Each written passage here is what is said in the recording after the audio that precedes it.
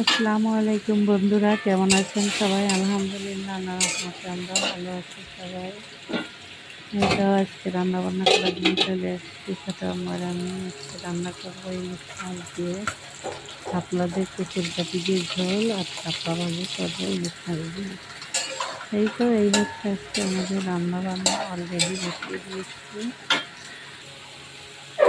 মাছ ভেজে উঠিয়ে রেখে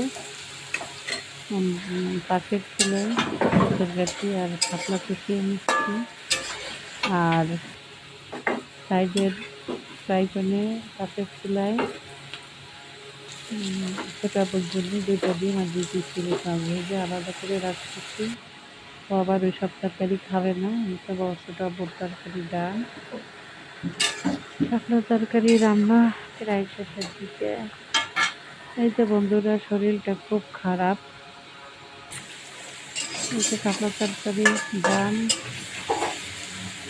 এবার শাপলা ভাজি বসিয়ে দিলাম।